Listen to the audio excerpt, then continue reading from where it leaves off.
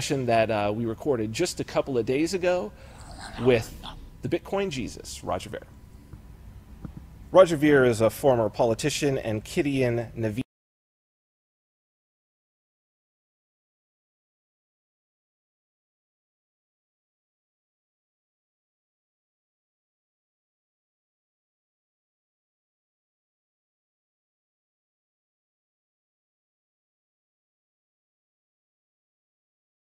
show. Thank you. Although I think the people that put in my Wikipedia page that I'm a former politician are ones that don't like me. So I'm anything but a politician. So.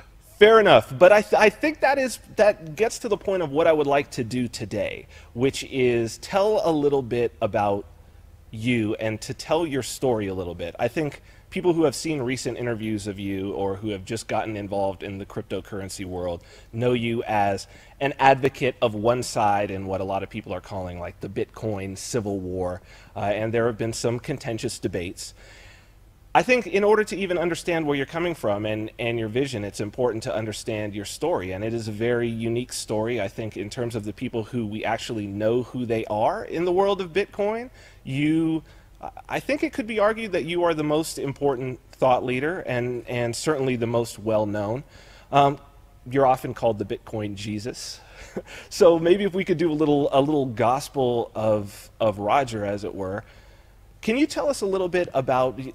You have a business, you want to start accepting Bitcoin, you probably need some help. You need some easy software to plug into your website. And most businesses that started accepting Bitcoin, they weren't philosophically on board with the grand vision. They didn't want to hold Bitcoin for the long term. They just wanted to be able to accept more payments from more people around the world without having to worry about chargebacks or credit card fraud or any of that sort of stuff. And Bitcoin with BitPay enables that. They've made, I think, in the entire world.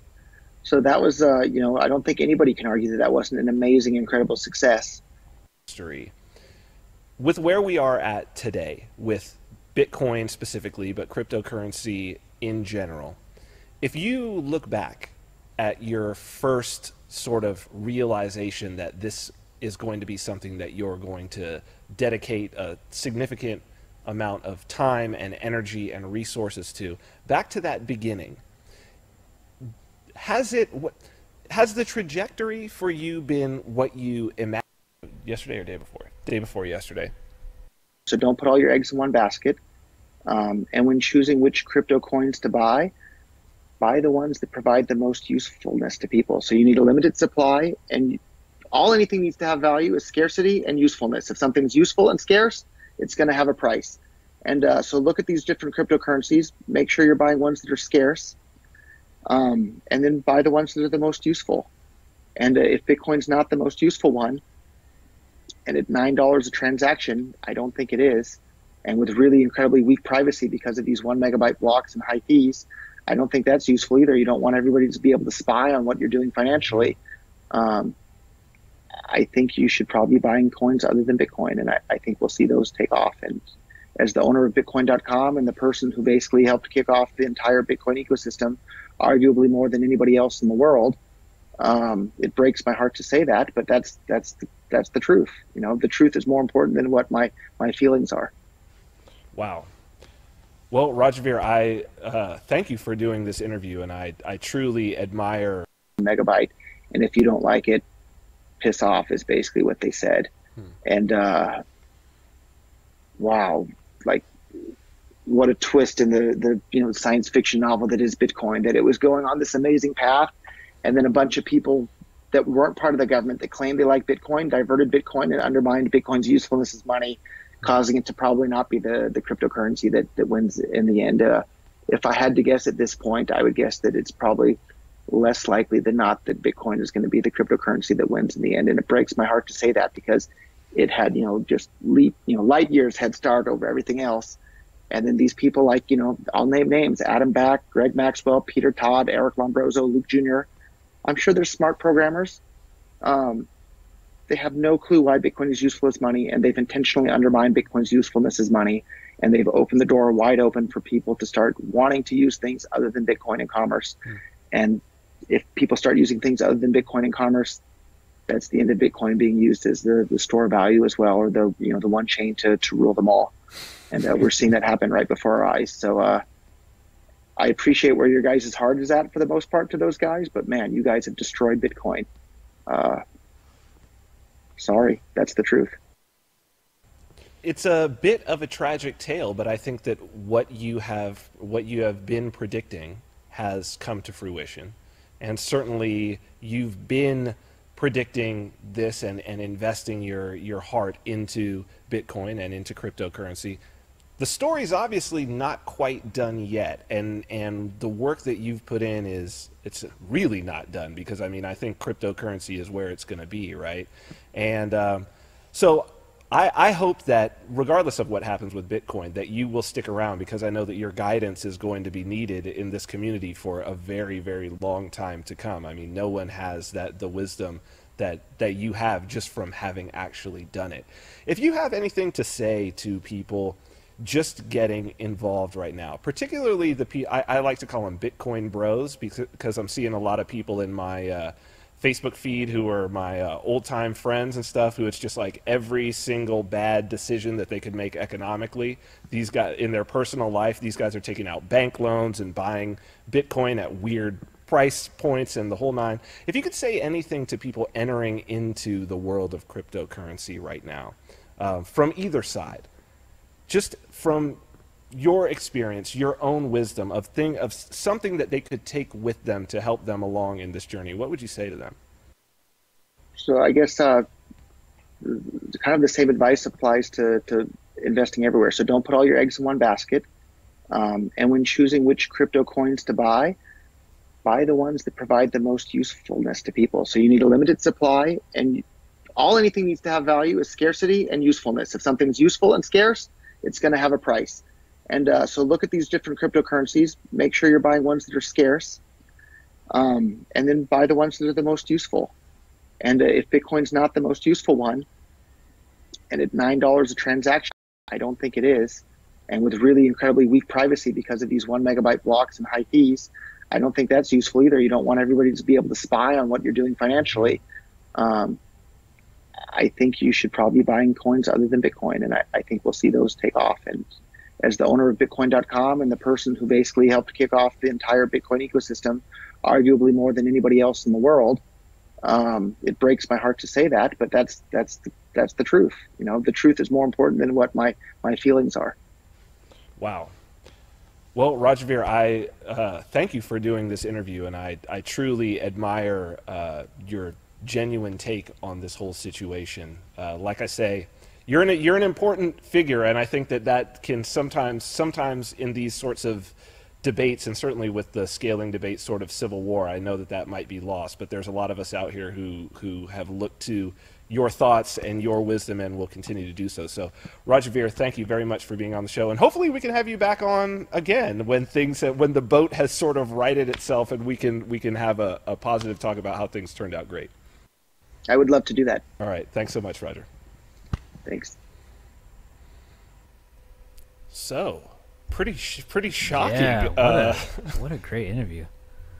Pretty shocking revelation. I did not think. Yeah. I was actually shocked when the CEO of Bitcoin.com, who's been the world's biggest Bitcoin booster, says it's actually more likely that it's not going to be Bitcoin, and tells people that if Bitcoin stays like it is, don't buy Bitcoin. Like, crazy. I mean, he may be one of the top holders of the asset. Right. Like, to me, that's a very genuine position to hold. Like, when you see somebody whose own self-interest would be most served by saying, buy Bitcoin, buy Bitcoin, buy Bitcoin, and he's like, I don't know if I can really say buy Bitcoin. So I thank him for the absolutely. candidness. That's crazy, And bro.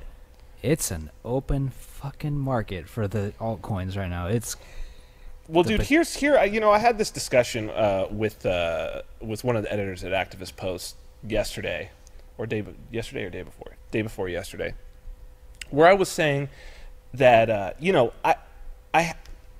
It's constant now that there's people, every time I say something about Bitcoin, there's these, the Bitcoin bros, you know what I mean? Who, here's the interesting part about it. What do we know about Roger's background? Now, Roger's not a developer, but he said that, you know, this whole thing, his whole life was changed by an obsession with economics and an understanding of economics, right?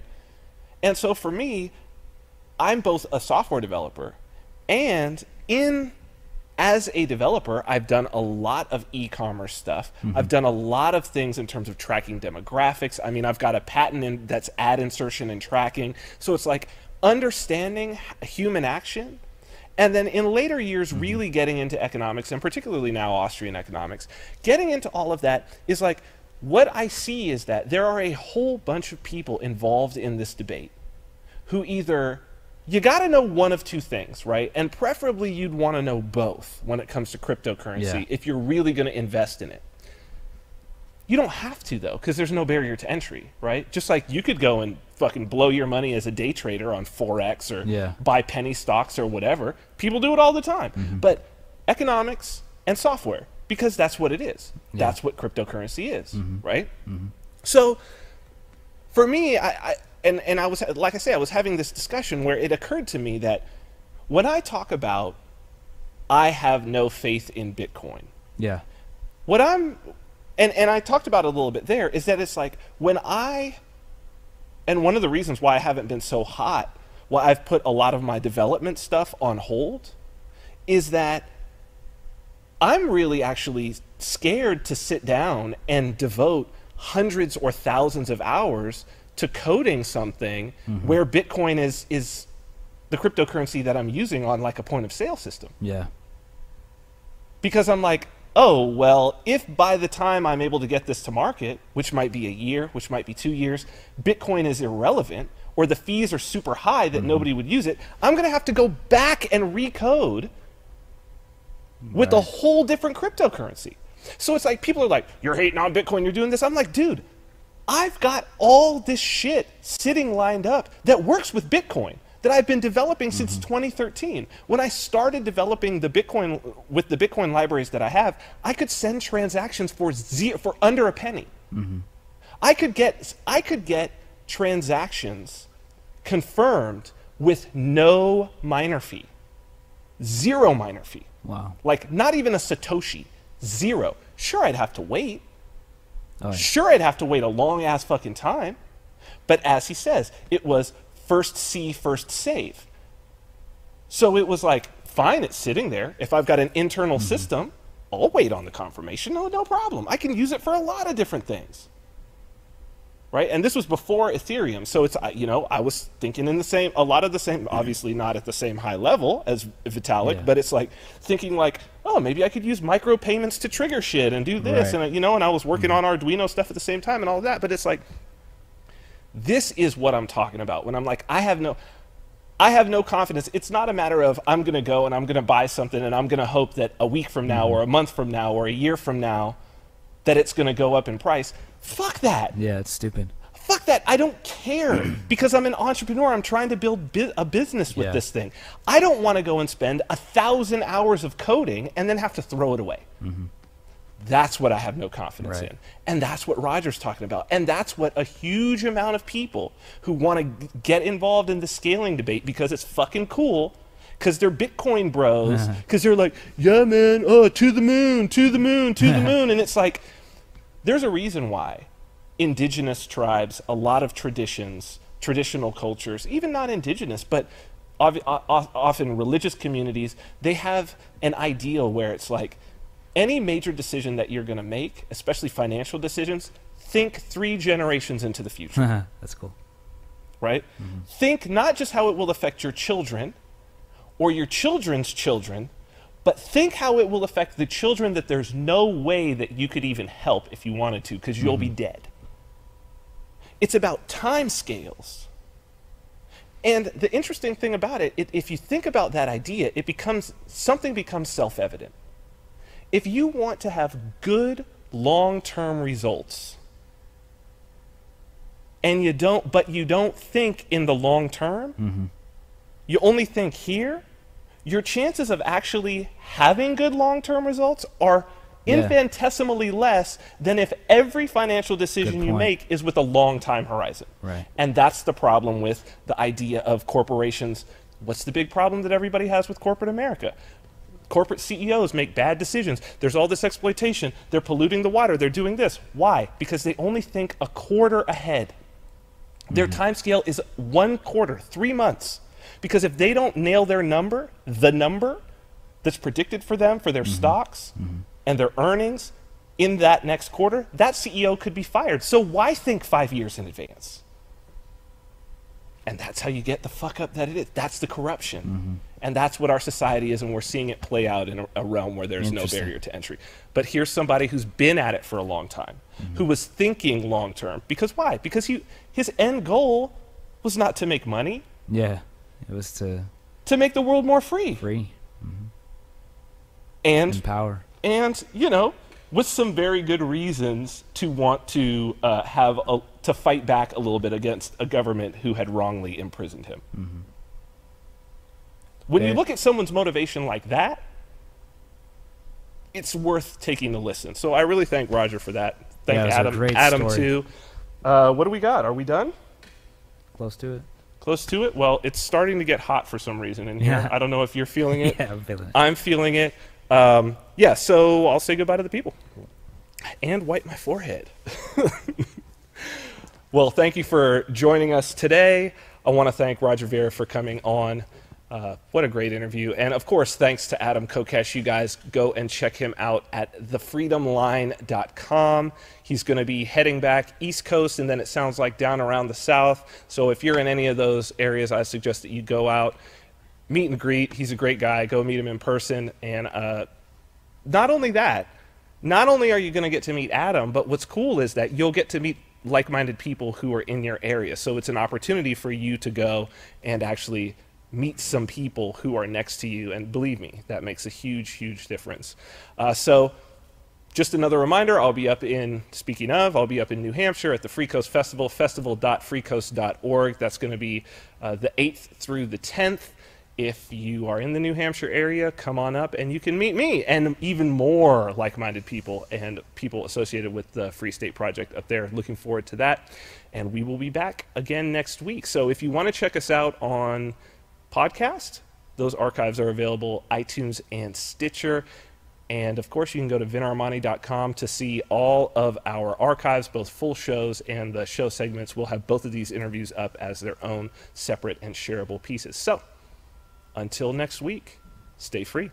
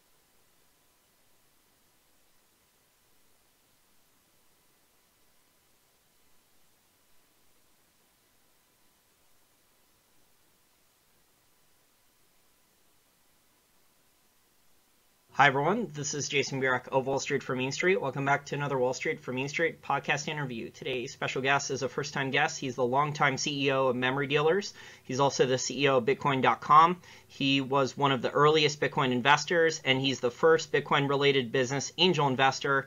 And he's provided seed funding for a lot of well-known Bitcoin-related businesses. He's also a major donor to the Foundation for Economic Education, donating Bitcoins to them and helping promote Austrian School Economics and Liberty. Roger Ver, thank you for joining me. Thank you, Jason. Now, Roger, since you've moved to Asia, I want to ask you about how much people in Asia, in China, love cryptocurrency.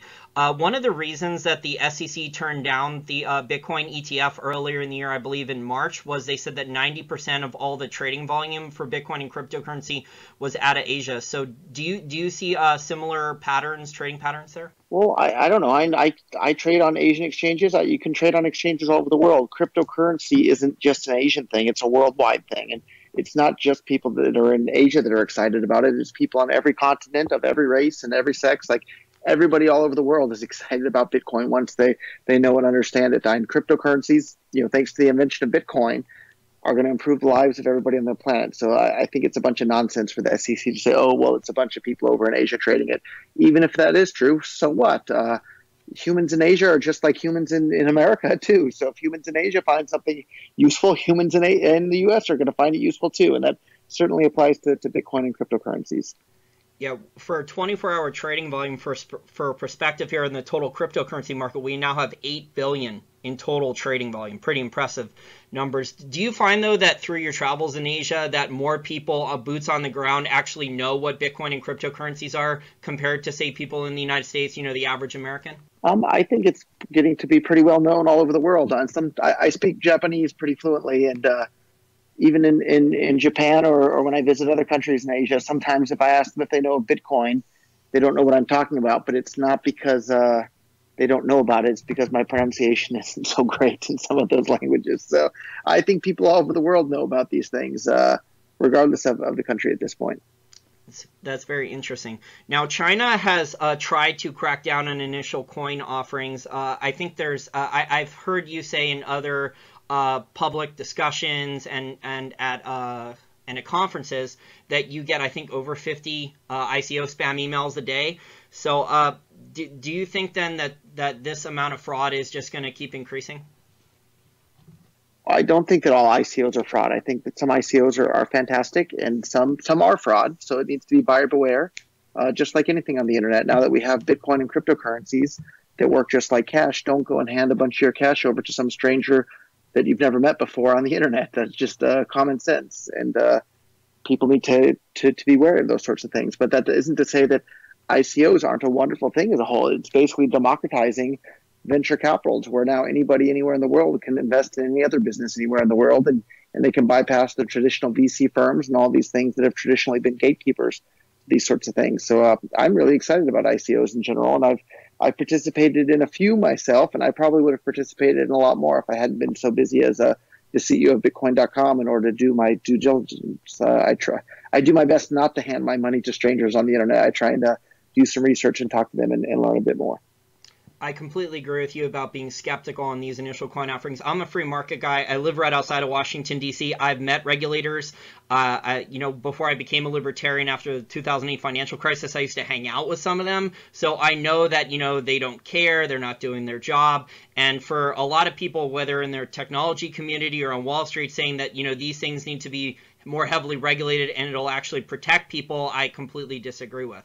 I think, the customer needs to become more educated and they need to become more skeptical and do their own homework, like what you said.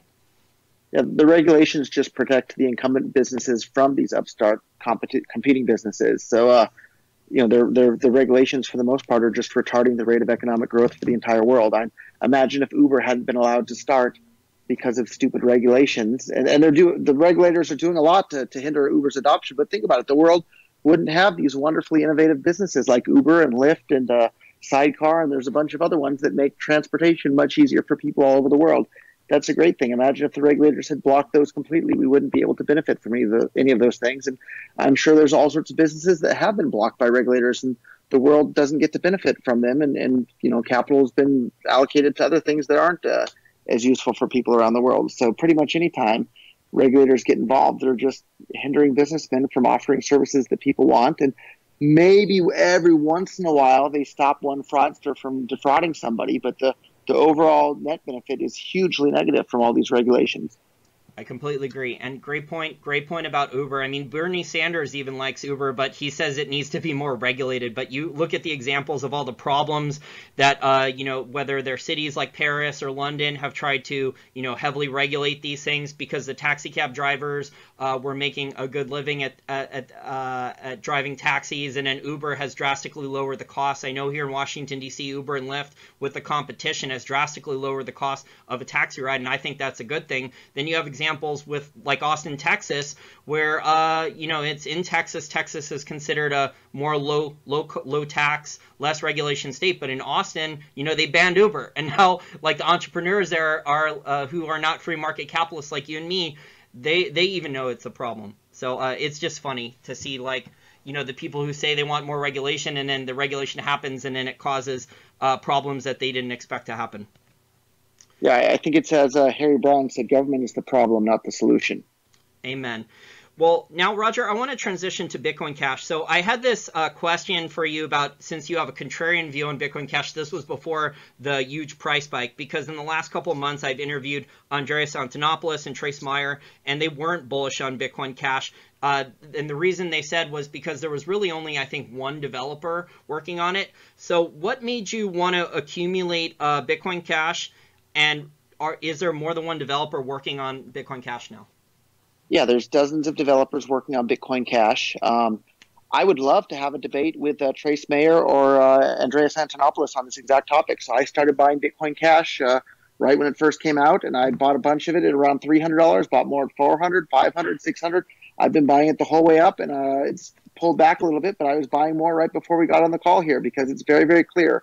If you have two different versions of Bitcoin, one of which has fast, safe, cheap, reliable transactions, which is Bitcoin Cash, and you have another version of Bitcoin that has super expensive, slow, unreliable transactions, which is Bitcoin Core, there's absolutely no doubt in my mind which one of those two versions of Bitcoin is going to be more successful, and it's Bitcoin Cash. And we're seeing that start to happen. Just earlier today, blockchain.info, the world's #1 Bitcoin wallet in the entire world, announced that they will have 100% complete full support for Bitcoin Cash by the end of this year. It's already November 15th as we're recording this, so that's within 45 days they'll have that. I think we'll see the same probably from Coinbase and BitPay and Zappo and Circle and take your pick. Every single business around the world that actually uses Bitcoin in payments is scrambling to adopt Bitcoin Cash because it's the most useful version of Bitcoin. And if you don't like it, don't use it. That's fine. If you don't like it, don't buy it. That's just fine. But for those of us that have any common sense and want to use cryptocurrencies in our daily lives and in business, we're going to be buying up Bitcoin Cash like crazy and starting to use it. So in fact, we're busy porting all of the infrastructure on Bitcoin.com over to Bitcoin Cash because it's simply a more useful, better currency, and it's much more in line with the version of Bitcoin that was outlined in the original Satoshi white paper and the version of Bitcoin that led Bitcoin from its origin to up till about a year ago to being this worldwide phenomenon that it is today. And that was due to fast, cheap, reliable, low-cost transactions. And today, Bitcoin has super expensive, super slow, super unreliable transactions. So it's clear which one businesses are going to use. There's absolutely no doubt in my mind to the point where I've converted a large portion of my Bitcoin Core holdings into Bitcoin Cash, and I intend to convert even more of them. And I listened to your interview on Tom Woods recently, too, where you said, because people ask about what hard forks are, and you said they're a software upgrade. Can you explain the difference in fees between regular Bitcoin and Bitcoin Cash, and maybe also talk about this proposed additional hard fork? I think there's only two versions of Bitcoin currently. There's Bitcoin Cash and Bitcoin Core.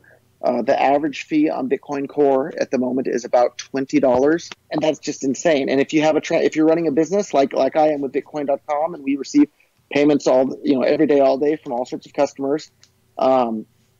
I was converting more Bitcoin into Bitcoin Cash yesterday, and I was paying on average about $1,000 per transaction to get my transactions to the exchanges because I had a bunch of inputs from different advertisers that had paid us, $100 or $500 or $200 at a time. And so when you go to move that as a batch, I was paying about $1,000 to move $20,000 worth of Bitcoin Core. That's insane. I can't wait to convert those Bitcoins to Bitcoin Cash, whereas the average Bitcoin Cash transaction fee is about a penny at the moment. So if you have one version of Bitcoin that costs $20 and takes hours or days for it to get confirmed, and you have another version of Bitcoin that costs a penny to use it, and it gets confirmed in the very next block, and you don't have to worry about double spending in the interim, Of course, businesses are going to use Bitcoin Cash. There's absolutely no doubt in my mind. And I remember in the earliest days of Bitcoin, when I was, basically the only person in the world shouting at the top of my lungs about Bitcoin and how this is going to change everything, lots of people called me stupid and said, "You're an idiot. Why are people ever going to use that? Nobody's going to use this stupid magic internet money." And sure enough, Bitcoin today is this worldwide phenomenon. And the same is true of Bitcoin Cash. Bitcoin Cash, I'm pretty darn confident is going to become the top dog version of Bitcoin here in the very near future, due to having a better user experience for everybody. So it doesn't matter if 100% of Bitcoin core users are running full nodes and the fees are $20 or $50 or $100 each. People aren't going to use that. Businesses aren't going to use that. Businesses are going to build on top of Bitcoin Cash. And that's what we're going to see happen right before our eyes. And we're already starting to see that happen. So absolutely no doubt in my mind. Yeah, I had forgotten the second part to my question, and that's why I stumbled there a minute ago. My second part was, do you think these high fees on the original Bitcoin then are being done intentionally then, kind of raising the price, forcing the price higher, maybe so the Bitcoin miners then don't have additional competition from smaller players? No, that's a bunch of nonsense. And I've heard people like Trace Mayer and this and that claim it's a spam attack. It's not a spam attack. It's people wanting to use the Bitcoin network. And by definition, if they're willing to pay the fee on the Bitcoin network, it's not spam. It's a use case. So we've seen all of these businesses and layer 2 protocols been driven away from Bitcoin by these toxic Bitcoin core people that openly say that they want the fees to be high, they want the blocks to be full, they want the horrible user experience that those things cause. Well, guess what? When you create a horrible user experience, people are going to use something else. And we've seen that happen with the birth of Bitcoin Cash. And even Vitalik, when he was considering making Ethereum in the early days, he looked at the Bitcoin core group and what they were wanting to do with Bitcoin with these full block policy, and he decided not to build Ethereum on top of Bitcoin. Imagine if we had people that wanted to be inclusive and allow people to build things on top of Bitcoin. All of that infrastructure and all of that wonderful stuff that's happening on top of Ethereum would have been happening on top of Bitcoin instead. But thanks to Bitcoin Cash, I think we're going to see a lot of that diversity and infrastructure coming back to Bitcoin Cash. Very interesting comments there. Speaking of Vitalik and Ethereum, are you speculating Ethereum? Do you think Ethereum has any is viable competition to Bitcoin then? Absolutely, it's viable competition. And it's worth pointing out that Bitcoin didn't have any viable competition until these economic ignoramuses openly called for Bitcoin's blocks to be full, which causes the fees to be high, which causes the transactions to be unreliable, which causes a horrible user experience. And it wasn't until that started to happen with Bitcoin that these altcoins got any traction at all. Before that happened, nobody paid any attention to altcoins. It was all about Bitcoin, whereas now today, the altcoins are really chomping at Bitcoin's tail, and you better watch out. Bitcoin, if it wasn't for Bitcoin Cash, Bitcoin would have been surpassed by Ethereum and some of these other things here in the very near future. So if you don't provide users with a good user experience, people are going to use something else. And the supporters of Bitcoin Core are openly hostile to users of Bitcoin. They're openly hostile to the businesses that allow millions of people around the world to use Bitcoin. Well, guess what? If you're openly hostile to people who want to use Bitcoin, they're not going to use it anymore. They're going to switch to Bitcoin Cash or Ethereum or Monero or Dash or take your pick, or they're going to switch to currency that provides a good user experience. Now, for people who are bullish on Ethereum, I hear them always mention about smart contracts, but when I research smart contracts more, I hear that they can't do very much right now, right yet. They're basically dumb contracts that can only do a couple things. Have you actually done a smart contract yet? So my background isn't so much in smart contracts. I'm much more interested in the monetary characteristics of cryptocurrencies and why they became useful as money. And Bitcoin Cash is much more likely to be useful as money in the future than Bitcoin SegWit is. And so that's where my interest is. And at the same time, though, Bitcoin Cash is much more useful for people who want to build smart contracts and things like that on top of it, because it's a penny a transaction instead of $20 a transaction. So we'll see a lot more innovation on Bitcoin Cash on that front as well. It's very interesting.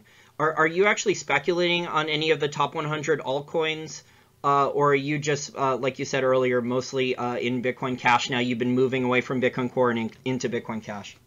So I never, ever bought any altcoins at all until I became scared of Blockstream and Bitcoin Core's intentional degradation of the Bitcoin network and their intent to cause it to have a bad user experience by intentionally creating high fees and intentionally creating full blocks and the unreliable Bitcoin transactions that they cause. When I saw that these people were trying to do those things with Bitcoin and engaging in a massive censorship campaign in order to accomplish those goals, I started speaking out every chance I could against those goals that are detrimental to the adoption of Bitcoin.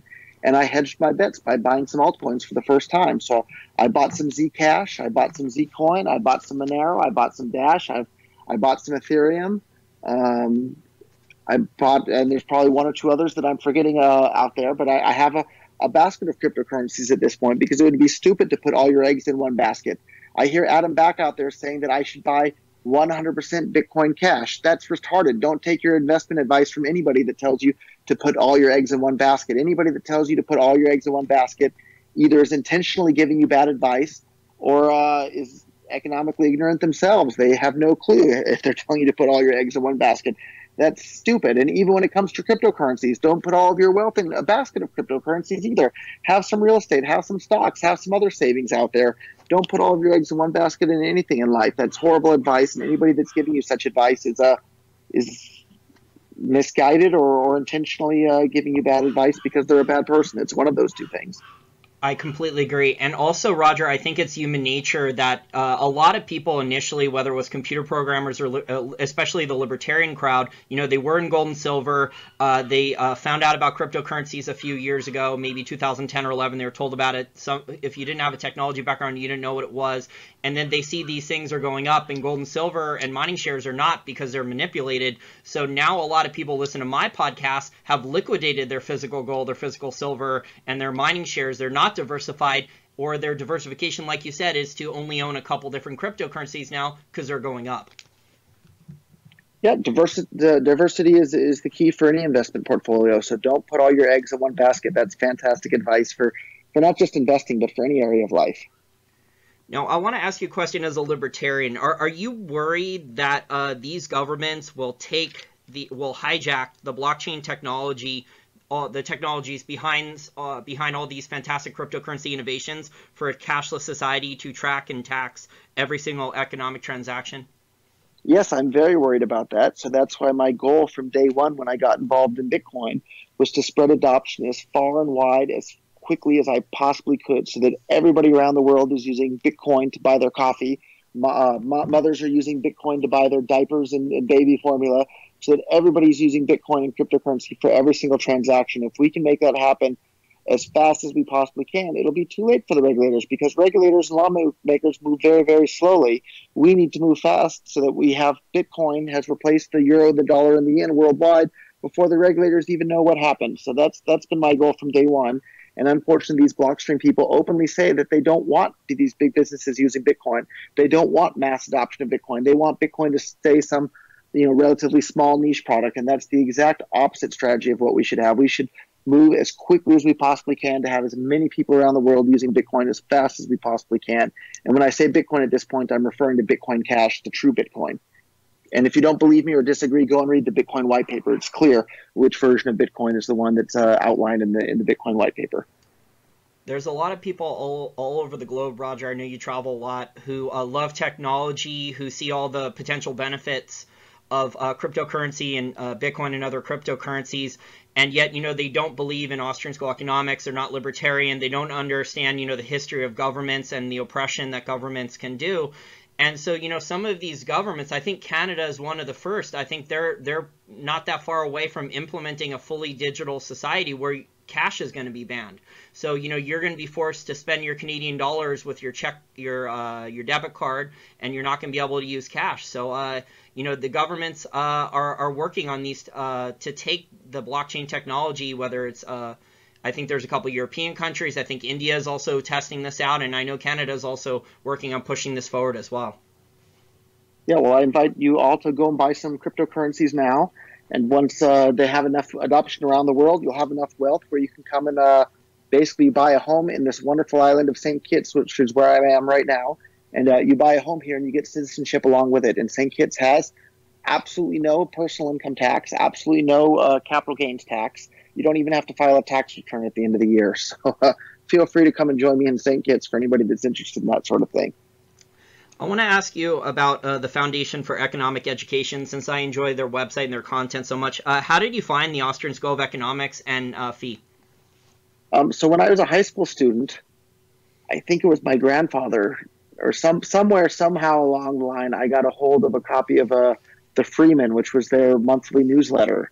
And I was reading the Freeman as a high school student. And then from there, I found laissez-faire books, and then was ordering more and more, free market economics books. And the more economics books I read, the more and more of a libertarian I became. And I certainly wasn't born that way. And then when I got my hands on some Murray Rothbard books, I guess I went all the way down the road to being a voluntarist at that point. And so it was thanks to the Freeman publication that I found the Foundation for Economic Education. And then for those that don't know, back in 2011, when Bitcoin was about $10, the media and everybody else was calling Bitcoin a scam and a bubble and a Ponzi scheme, and that it was going to go to nothing. And so I made a video betting on the internet publicly on YouTube saying that I thought Bitcoin was going to outperform the U.S. stock market, gold, silver, and the U.S. dollar over the next 2 years. Not just outperformed them, but outperformed them by more than 100 times. And I bet $10,000 that would be the case. And 2 years came and went, and Bitcoin didn't quite do that. It actually took like 2 years and 2 months. And at that point, the price of Bitcoin went from $10 to over $1,000. And so I donated 1,000 Bitcoins at the time to the Foundation of Economic Education, which was worth a little less than $1.2 million at the time of the donation. Today would be worth about $8 million had I held on to those. But I don't regret it at all one bit, because the Foundation for Economic Education is a fantastic organization that spreads economic education to people all over the world. And that's what made me see the world so much more clearly. And it was thanks to their books and their publications that I was able to recognize the importance of Bitcoin so much earlier than most people around the world. And that's why I became the first person in the entire world to start investing in Bitcoin startups and became such a passionate proponent of Bitcoin and cryptocurrencies, because they economically liberate everybody on the entire planet, and the economic freedom increases the rate of economic growth, and the rate of economic growth is what improves everybody's standard of living all over the planet, rich and poor alike. So our entire goal should be increasing the rate of economic growth all over the world, and the best tool we have to do that is economic freedom. And the Foundation for Economic Education is the best tool that I'm aware of, second only to Bitcoin and cryptocurrencies, to spreading the ideas of economic freedom and liberty. Yeah, I believe Henry Hazlitt, who's one of my favorite writers, wrote one of my favorite books, Economics in One Lesson. I believe he founded the Foundation for Economic Education, and they have a lot of good articles on there about a lot of current events topics. So it's very interesting for people who haven't read, the more I saw that you had read Mises's socialism book, but obviously that's not a beginner's book. So for people who are looking to start off beginners, they should probably start off reading fee articles. I completely agree. And once again, Economics in One Lesson by Henry Hazlitt is a fantastic book. And you read that and you'll start to see the whole world in a different light. It's fantastic. So I highly recommend anybody that's interested in these ideas pick up that book. And it's a very, very easy to read book. He's an excellent writer, and the concepts are easy to understand in the ways that he presents them. Now, you've talked publicly in the last couple months about your Free Society project. It sounds very interesting. How far along is this? It's pretty far along. We already have more than $100 million of private capital invested or committed to it. And we're working with the lawyers to figure out how we can allow the public to participate. We're already in talks with a couple of different governments around the world, so it's very far along. And hopefully by this time next year, we'll be able to say exactly where it's going to be and how everything's going to go. So we're moving full speed ahead with that. Is this going to be similar to Doug Casey's Cafajete or the attempt in Chile for Galt's Gulch? So I'm not as familiar with those projects, although my understanding is that they were just trying to build kind of an enclave of like-minded thinkers within the existing government, whereas with our Free Society project, we're trying to buy a big chunk of land from an existing government and have that government not just sell us the land, but grant us sovereignty with that land. And from there, we'll set up the world's very first non-country where there won't be any monopoly on government. There won't be any monopoly on the use of force. We'll set up the initial constitution, and then the free market and human beings and voluntary interactions will figure out the best way to solve their problems. And at the end of the day, we don't know exactly how they'll set up the society to do that, but it'll be without the same amount of violence and coercion that we have with traditional governments around the world. Yeah, it sounds like a great idea, but, after it becomes prosperous, Roger, the governments are going to want to try to steal it. Yeah, well, cryptocurrencies provide a tool to help provide for national defense as well in a decentralized a manner that wasn't possible before the invention of cryptocurrency. So that's pretty exciting as well. And cryptocurrencies, Roger, are also, preventing people from starving to death. I mean, look at in the current events, look at what's happening in Venezuela. I think there's 100,000 Bitcoin miners now, over 100,000 in Venezuela who are, going and mining Bitcoin and doing it to buy food online for their families because the government has totally screwed up the economy there. And look at what Mugabe has done in Zimbabwe. I'm sure they're mining Bitcoin there as well. Yeah, and I'm sure that most of those people are no longer looking at using Bitcoin Core because of the $20 per transaction fees. That's a lot of money for most people in most of the world. We've actually, at Bitcoin.com, we've laid the groundwork now for a big outreach project to people in Venezuela where we're going to give out Bitcoin Cash to people there and Bitcoin Cash wallets and show them how to use it because it's the real, true Bitcoin that's true to the original version of Bitcoin that was to allow everybody on the planet to be able to use it with anybody else. And for anything, a penny or more is supposed to be on chain. And it'll support layer 2 technologies too. We're not opposed to that, but there's no reason to strangle this goose that's been laying the golden egg, which is exactly what Blockstream and the core developers have done with Bitcoin. And I think before we know it, we're going to see they're either going to have to hard fork the proof of work to something else, or their chain is going to die because Bitcoin Cash is going to eat their lunch alive by providing a better user experience for people around the world that are using it. For a new listener out there who hasn't maybe bought any Bitcoin yet, how long would it take them to go to Bitcoin.com and get a wallet and start buying Bitcoins? Maybe 10 minutes. You go over there, and the first step is to get a wallet, and the next step is to buy some Bitcoin. You can do that with a credit card right now. Unfortunately, you're going to pay the $20 fee because it's only Bitcoin SegWit that we have available on there. But within the next couple of weeks, we'll have Bitcoin Cash available for a credit card as well. You can also, once you have the Bitcoin, you can then use a website like shapeshift.io to convert it to Bitcoin Cash. Our wallet supports both Bitcoin and Bitcoin Cash today. In the next couple of days, we'll be pushing another release that has the Bitcoin Cash portion of the wallet be much, much, much more prominent than the Bitcoin Core version, a portion of the wallet. So everybody can look forward to that as well. Very cool. And we know from the past financial history that governments, when something goes up a lot, they often like to change the rules on something. They tried to do this with gold during the last gold bull market. They try to put windfall profits tax on those. They try to put windfall profits tax on oil miners. Do you expect the U.S. government to try to put windfall profits taxes on people who are making lots of money on Bitcoin and other cryptocurrencies? There's a good chance that they'll do that because if you think about it, all throughout history, all that governments do is they look for who has the money and then they take it. And so if they think that cryptocurrency holders have a bunch of money, governments will do their best that they can to take it. But unlike physical gold or silver or money in your bank account, it's much, much, much more difficult for governments to seize people's cryptocurrencies. I completely agree. Yeah, I think that's why, earlier we talked about diversification. I think that's why diversification is important because, unfortunately, we live in a dystopian technological society now where governments can basically change the rules every day if they want going forward. Well, that's what it means to be a government. You get to make your own rules and nobody can ever tell you that you're wrong. Well, unless there's a bigger government, it's like the goldfish thing. That's true. Because look at North Korea's issuing rules, but now that like Trump's threatening to nuke them or do a weapons test on them with new weapons, I'm sure like they'll at least think about backing down. But yeah, the average guy is at victim there because the governments are the ones with most of the guns. And it's worth keeping in mind, though, too, that the people in North Korea have even less of a say as to what, Kim Jong-un and their government people are doing than Americans do with Trump is doing. So we should feel compassion towards these poor people in North Korea that are having such a horrible, horrible life because of the government there. The U.S. government does all sorts of horrible, horrible things. So does the North Korean government, and arguably even more so. So have compassion for these people that are victims of this thing. Don't advocate for dropping nukes on them. Great point. I don't think any government, Roger, at this point really for pretty much all the big countries and economies is doing a good job. I mean, a lot of them are trying to devalue their currency. They're bailing out bankers. They're letting, politicians and corporate executives get away with fraud and felonies and a bunch of other crimes. So, corruption's in a bull market. And this is the world we live in, unfortunately. We're a minority as libertarians in Austrian school. Yeah, but thanks to the internet and cryptocurrencies, we have this amazing platform to help spread our ideas.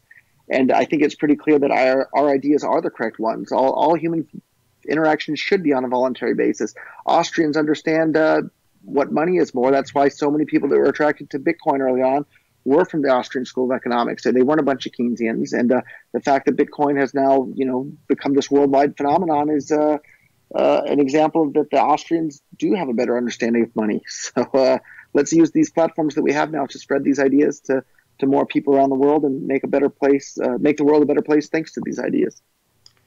Yeah, there's some Austrians out there that are in favor of only gold and silver standards, but I'm in favor of crypto. I'm in favor of competing currencies. Let all these different things, gold, silver, Bitcoin, Bitcoin Cash, let all these things compete in the marketplace, and let the market figure out which one is best for different things, rather than these government. That's exactly right, and we're going to see that happen between Bitcoin Core and Bitcoin Cash here, and it's already clear. Bitcoin Cash has only been around for a month and a half now, 2 months, something like that.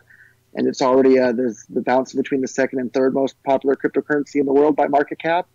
I think it's going to really, really surprise a lot of people that think that, why would anybody ever use anything other than Bitcoin Core? Well, the market's going to decide at the end of the day. And when you have one cryptocurrency that's super slow and expensive and unreliable, and you have Bitcoin Cash that's super cheap, fast, and reliable, it's clear which one people are going to use. And I didn't mean to talk over you there, but I think it's worth pointing that out. No worries. I'm glad to get your insights, and I look forward to you coming back on my show to give updates on Bitcoin Cash. We're in a really incredible time in history now because, I think Bitcoin, Roger, I'm not sure if you would agree with this, but I think I would still say that Bitcoin and all these cryptocurrencies are still an experiment. But, for 7 years now, it's been a successful experiment, and it is very exciting to see all this innovation occur right in front of us. I agree. They're all still experimental, but the experiments are becoming more and more reliable and more useful. And out of this Darwinian evolution of cryptocurrencies, some really, really powerful tools for human liberation are going to evolve and emerge. Well, Roger, I want to thank you again for your time today. If our listeners want to follow your updates on Bitcoin Cash or the cryptocurrency space, how do they do so? Bitcoin.com, and as we put out on our press release there, from our point of view at this point, Bitcoin Cash is Bitcoin. So come on over to Bitcoin.com to learn more. Wall Street for Main Street needs your help. Since the middle of 2016, YouTube continues to increasingly censor and sabotage the growth and success of my channel with dramatically slower or no subscriber growth, a huge decrease in views per month compared to 2016, and well over $10,000 lost in Google AdSense revenues the last 18 months. I should have been way over 20,000 subscribers and way over 3 million views last year, but it feels like I am Sisyphus trying to roll a heavier boulder with more and more additional weight up a steeper and steeper hill. In the last few weeks, all of my videos have been set to demonetization by default, and I have to manually protest each video. This is in addition to even lower than usual Google AdSense revenues after the adpocalypse started over a year ago for me. This has also affected my ability to get paid advertisers to agree to deals not involving YouTube, as I lost $3,000 per month in paid advertising deals at the end of June 2017 because all my analytics are down a lot thanks to YouTube censorship algorithms that have intentionally kneecapped the growth of my channel. With YouTube/Google/Alphabet /Don't Be Evil strongly considering demonetizing or setting all libertarian, conservative, or pro-Trump content to private to prevent any sharing or monetization, it is imperative I have a contingency plan to figure out how to make a living off my content. Each 30 to 40 minute video takes a few hours of my time before it's released to the public. There's a strong possibility that in the near future, YouTube will force me to move all or almost all my content to a new video upload website that allows free speech or behind a paywall on my own website. Thanks if you have already made a one-time or recurring monthly donation, and thanks in advance for any future donations as I decide the future of my channel and what to do with my content going forward. We accept one-time donations on the Wall Street for Main Street website via PayPal, Bitcoin, or Gold Money. You can also become a monthly Patreon contributor for $1 or more a month if you want to help me out. And don't forget to like each video on YouTube and share it with your friends and family if you think they would like the content.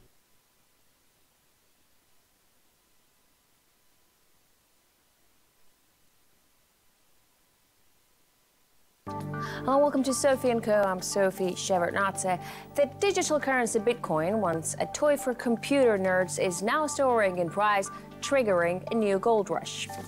Is it just another bubble or the glimpse of the radically new financial future?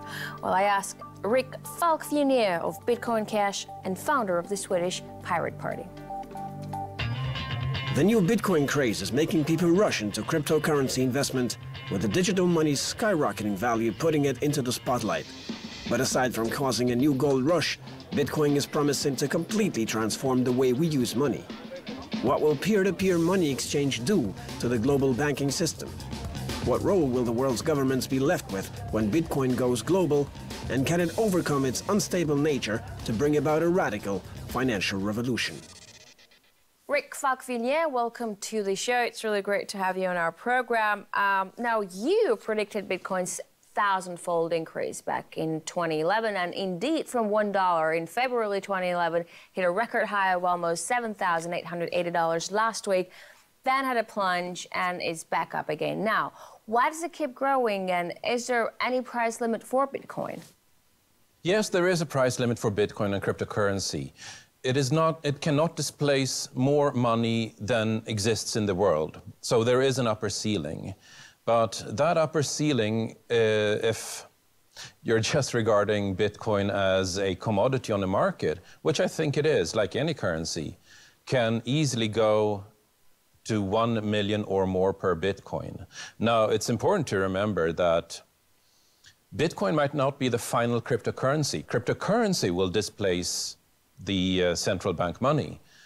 But with social networks, we had 6 Degrees, which was replaced by Friendster, which was replaced by MySpace, which was replaced by Facebook. So some cryptocurrency is going to be worth a lot of money. Which one? Well, that's a gamble. So we're having this Bitcoin split, right? Without going into too much detail, we have 2 different versions of Bitcoin as of now. You're the man behind the Bitcoin Cash. This is a new version of Bitcoin that was created according to your organization in response to years of mismanagement of the Bitcoin legacy network. Is Bitcoin's decentralized nature its Achilles heel? Is it going to keep splintering because there will always be someone in the community who will be unhappy about the way it functions? A key aspect of Bitcoin is that it's permissionless. You don't need to ask anybody's permission to do anything. And this is key in the entire community, which is why I decided to publish a letter where I was chief executive officer without asking anybody's permission, as a way to illustrate that we're not asking permission. That's just part of our community. The person who's behind Bitcoin Cash would primarily be a French guy named Amaury Séché, who started working on this, without asking anybody's permission. Now, you don't have to buy Bitcoins. You can mine them by using a high-powered processor like the one in a video card. And the gold rush is on. Here in Moscow, we already had a video card shortage. You literally couldn't find any in stores. Everybody was buying them up to furnish Bitcoin mining farms. But can Bitcoin really make everybody rich? No. Bitcoin cannot make everybody rich.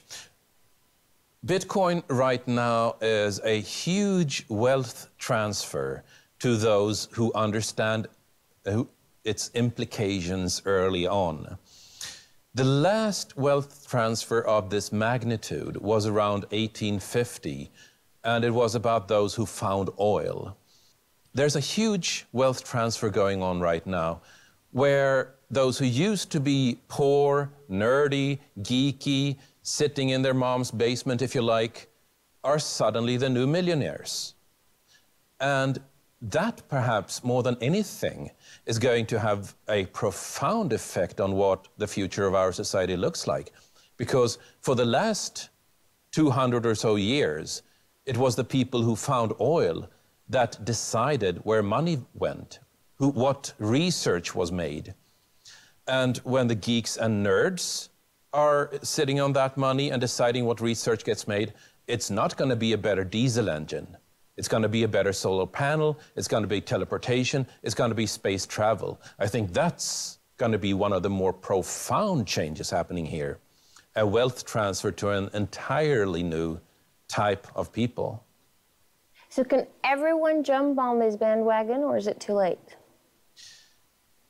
Well, it comes and goes. I mean, if I can't give financial advice, but if cryptocurrency fulfills its promise, and there is no indication it wouldn't, then the equivalent of one Bitcoin needs to be in the $2 to $5 million range.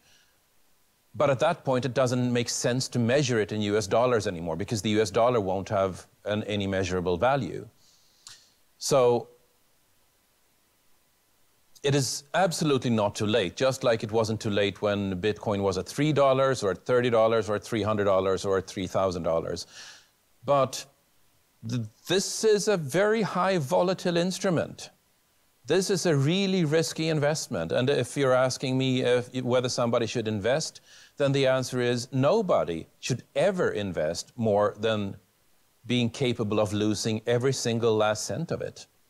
Goldman Sachs CEO Lloyd Blankfein says Bitcoin may be another bubble, just like that of the dot-coms. And JP Morgan's Chase CEO Jamie Dimon compares cryptocurrency to the Dutch 17th century tulip mania. Don't these men have a point? I mean, a bubble forms when there's public ignorance, and with Bitcoin, most people have a vague idea of what it is and how it works. I think you absolutely have a point that most people don't really understand what Bitcoin is. It is peer-to-peer electronic money. That means I have a phone here. I can use that phone to transfer money to a nearby phone or to a phone on the other side of the planet. The transfer is instant, it is practically free. Nobody gets to decide whether I can make that transaction or not, including financial authorities. And that in itself will mean a financial revolution. This is an extinction-level event for banks. Banks will no longer be a necessary middleman. And that's, more than anything, why I believe that this is the future of finance. Rick, anonymity makes Bitcoin obviously very popular, but it also enables crime. Just remember the notorious WannaCry ransomware attack this May. This can potentially make governments restrict Bitcoin trade substantially, and that would cause a drastic slump in its value. Do you think cryptocurrency can partially sacrifice its anonymity to ward off shady users?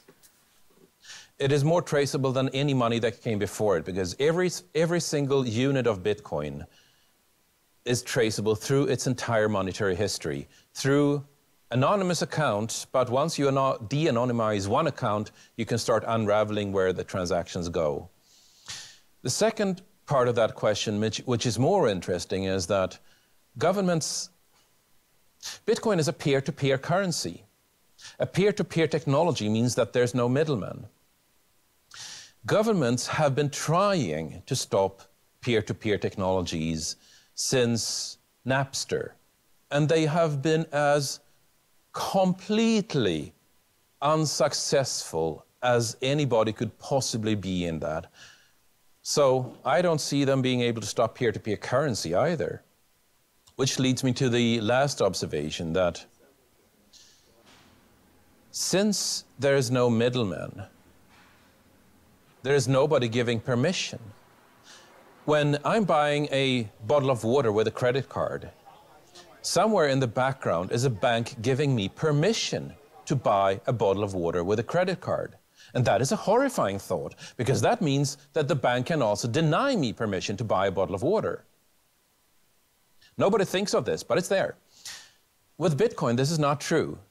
There is nobody needing to give permission in the background. There's nobody who gets to say no to a transaction. No money can be forced. No money can be seized. And here's the big problem for governments in the future. Taxes can no longer be forced. I get all the 3 points that you've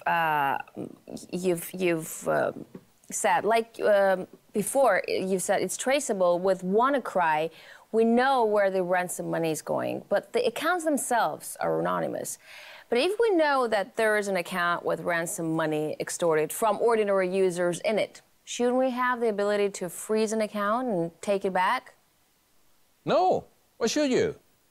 I mean, doesn't it bother you that here you are working on a new invention, a beautiful, convenient currency, and people use it to pay for child pornography or to order a hit on someone? Actually, they use the US dollar for that. And yet I never heard somebody arguing against the existence of the US dollar with that argument. If you're going after drugs and narcotics trade, then the US dollar is unparalleled in use. And I never heard that being used as an argument against the US dollar. Will the complete implementation of cryptocurrency make compulsory taxation impossible? What happens to real-life governments then? Like, will Bitcoin make them obsolete? Isn't that interesting? Oh, is that what you're hoping for? Isn't that interesting? I can't predict that. The changes we're about to see are so profound when you can no longer just go in and take somebody's money, but the worst you can do as a government is to make them sorry for not giving them your money. You cannot force it. You cannot seize it. The changes this is going to bring are so profound to society that we're going to see a lot of governments panicking when they realize they can no longer just seize whatever money they want.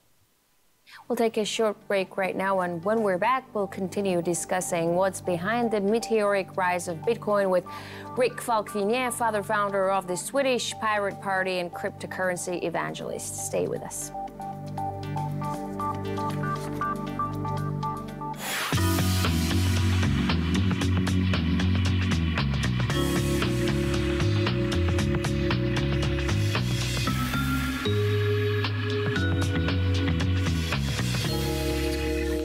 And we're back with Rick Falkvinge, founder of the Swedish Pirate Party and cryptocurrency evangelist, discussing the future of Bitcoin. Welcome back, Rick. Now, do you think the government can come up with its own version of a blockchain currency, make it traceable, registered, and ensure nobody ever evades taxes or fines or hides their profit? I know banks are trying to. Citigroup, for instance, is definitely doing it right now. There are governments trying, there are banks trying. There was this sort of mantra or cliche last year and the year before last that it's not about Bitcoin, it's about the underlying innovation of Bitcoin called the blockchain, which is a solution to a really hard problem. As in essentially, how do you make sure that a lot of people are agreeing on everybody's account balances? Because there's obviously an interest in somebody saying that, no, I have more money, and everybody else needs to not agree with that. Governments and banks don't really think in this way. Banks think that they can start a blockchain technology and then issue more money down the road. Governments think that they can start a blockchain currency and issue more money down the road. But the whole point of a blockchain technology is that you are trusting in the mathematics and not in the issuer. In this way, a blockchain currency versus a central bank currency is a lot like open source software versus proprietary software like Apple Mac OS or Microsoft Windows. It took 30 years, but in the end, pretty much every single computer web server is running an open operating system. In the same way, I predict that we'll go from proprietary money to open money and permissionless money, like Bitcoin. You know, Bitcoin enthusiasts say that cryptocurrency will eventually replace all regular currencies, become the world's only money. But can cryptocurrencies really work for everyone in the world? I mean, internet connection isn't a permanent thing. People in a Sri Lankan jungle aren't online all the time, for instance, and half of African people don't even know what a cell phone is to go online. 100 years ago, we asked, but what about the places there aren't electricity? How will you use an electrical engine then? And today, there is electricity in most places. And where there isn't electricity, there are batteries. There are some specialized cases when you go camping, when you go hiking, when you go survival training, that you don't have electricity or internet the way you take for granted. But overall, I don't see it as a long-term concern. that you won't have access to the internet, because just as we speak, there's a network of satellites being planned to put the internet on every spot on the globe. A top Deutsche Bank strategist says the current monetary system is too unstable and prone to high inflation, so that it's doomed to fail. Will cryptocurrency fill in the vacuum if that is so? I mean, how will it change banking? I think you're spot on there. The European Central Bank is used to print 80 billion euros per month, just propping up a gigantic bubble happening right now. It doesn't do that anymore. It just prints 60 billion euros per month. The US Federal Reserve was printing trillions of dollars, inflating the money supply. We know how this ends. Once a government starts printing money to pay off its own debt, the story doesn't have a happy ending anymore. It just doesn't. History is brutal on this point. So cryptocurrency doesn't really need to replace the US dollar, replace the euro. It just needs to survive while those behemoths collapse under their own weight. And that, when it happens, it's going to go fast. So will the widespread use of cryptocurrency while promising a new level of liberty actually discriminate older generations? I mean, it won't be easy for older folks to get used to this complicated digital stuff, right? Will it disadvantage them in the end? It is complicated. It is too complicated. It is not usable enough. It is not usable enough at all. And I agree that this has always been something of a problem, that in the 1920s, when households were electrified, there was a training curve where older folks were being shut out from all these new electrical appliances because they had to relearn so much. When computers arrived, it was the same thing. When smartphones arrived, it was the same thing. There's always a problem where a younger generation needs to take responsibility for, if you like, introducing the elders to the ongoing changes of society. Fortunately, there's usually somebody in every family who does that. But the concern is absolutely valid. The first time Bitcoin was used to pay for a real service, it cost a user 10,000 Bitcoins to get 2 pizzas. Now, yes. that is worth $70 million, pizzas. right? I mean, $35 million per pizza. I wonder if that man really wishes it cooked at home. Cash is backed by theoretically gold or the government's ability to pay debt. Where do all these insane values come from in Bitcoin? What's backing a Bitcoin? Like any commodity, it has value because of 2 simple characteristics. It is useful and it is scarce, meaning that there's not an infinite supply of it. It is useful because I can use it to transfer value to Malaysia on a Sunday without anybody interfering with that transmission.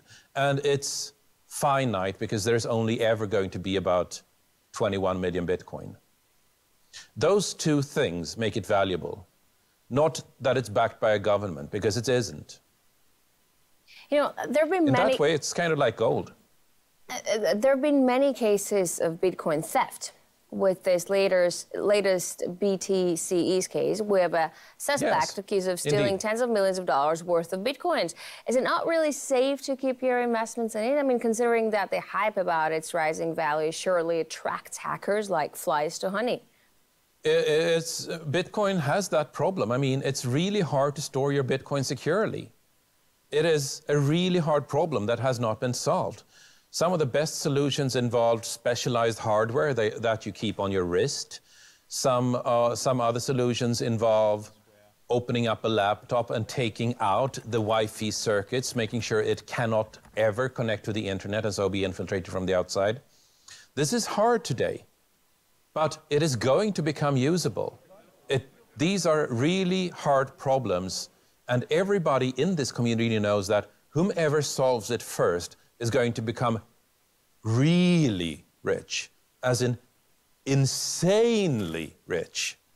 And so There's a lot of money being thrown at this That's problem. a good incentive to stick to the Bitcoin business. Isn't it? But you know what? It's not just the hackers that have a problem. There was a famous case of a wire editor forgetting the PIN code from his Bitcoin wallet and using hackers and even a hypnotist to retrieve it.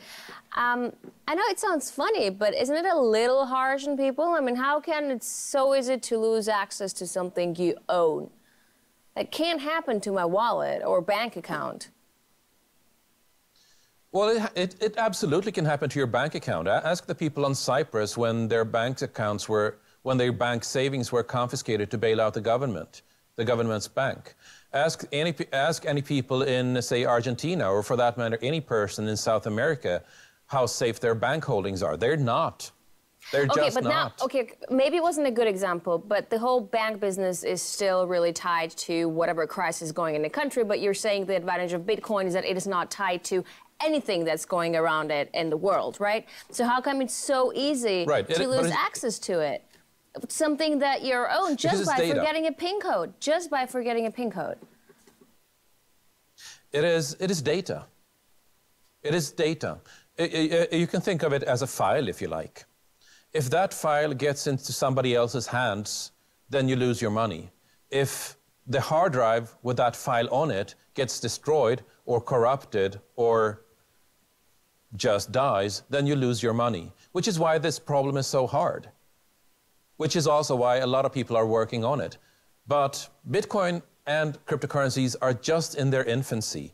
This problem is going to get solved, just like every single technical problem before it that had so much promise but hadn't yet hit usability. We were there with streaming video for 10 years before YouTube hit in 2006. We were there with blogging for 10 years before WordPress and Typepad hit. We were there for about 10 years with file sharing before Napster hit in 1999. These things take about 10 years before somebody hits the right usability key. And remember, this is a technology that was devised in 2009. It's possible that if we're looking at a possible mainstream breakthrough around 2019, 10 years from then that the company the company who makes this breakthrough has not even been founded yet.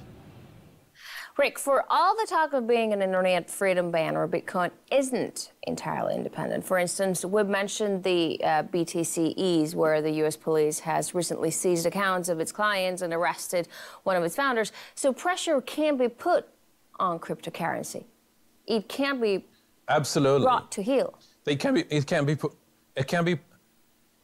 You cannot point a gun at a computer to make it give up its secrets.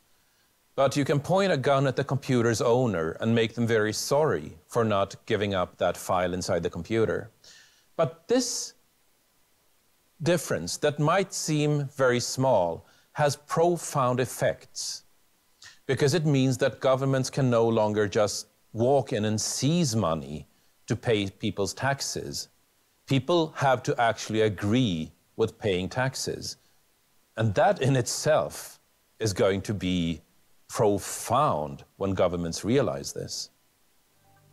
All right, Rick, thank you very much for this interesting insight for this interview. We're talking to Rick Falkvinge, CEO of Bitcoin Cash, founder of the Swedish Pirate Party and cryptocurrency evangelist, discussing Bitcoin and the future of finance.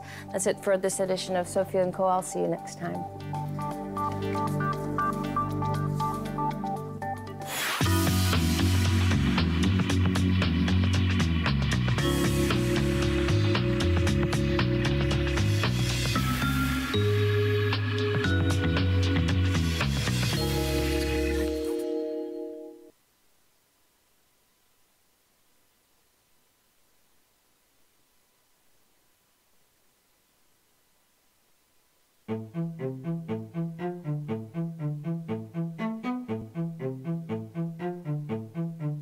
When I first heard about Bitcoin, it seemed just like this very stupid magic internet money. I didn't really think it was very impressive at all. And I kept reading, and within a couple hours I became absolutely hooked. Was skeptical at first, didn't think it could possibly work, but have the skills to actually go in and look at it and convince myself that technically it was correct, that it could actually work. It was just an experiment to begin with, but I could see the potential with it. It's a fundamental innovation. That's how I think of it. Bitcoin is the most important invention, at least since the internet. Ask yourself, which is more important in your life, money or email? And I think most people will say money, so this is bigger than email. It's just incredibly novel and interesting solution to problems.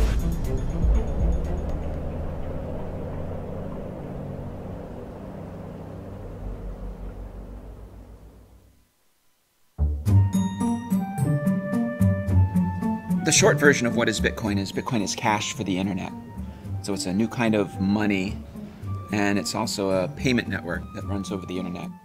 There's a piece of digital information that you can hold that has value. And as long as nobody else knows that information, that value belongs to you.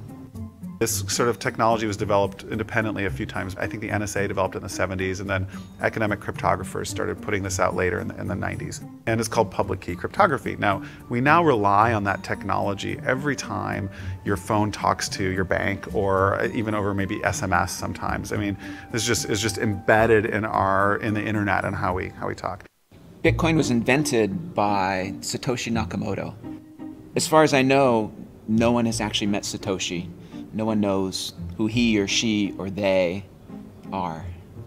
I've never talked with Satoshi, although I have communicated with him electronically via email or on online forums. Satoshi started working on Bitcoin, he says, in 2007, and it actually took him a couple of years to convince himself that he could actually create a system that would work, that would solve this problem of how do you create a money where there's no single person or organization or government in charge. He started posting to a cryptography mailing list where he described kind of at a high level how it would work and started to get feedback from people on his idea.